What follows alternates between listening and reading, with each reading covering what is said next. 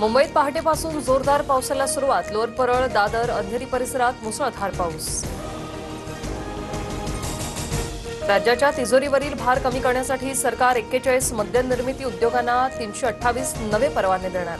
96 परवाने राजकीय नेत्यांच्या कुटुंबियांशी संबंधित असल्याची माहिती.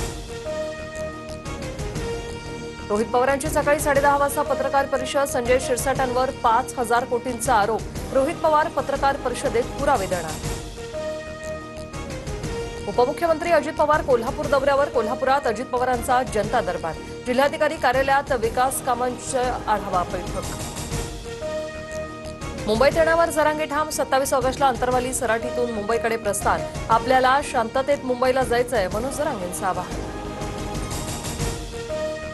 मराठा समाजाला सरकारने 10% आरक्षण दिलेलं आहे. तरीही लोकशाही मार्गाने कोणी आंदोलन करत असेल तर त्यांच्याही मागण्या समजून घेऊ. जरांगेंच्या आंदोलनावर मुख्यमंत्र्यांची प्रतिक्रिया.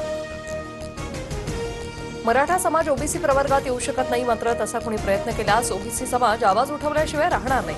छगन भुजबळांचा जरांगेंना इशारा.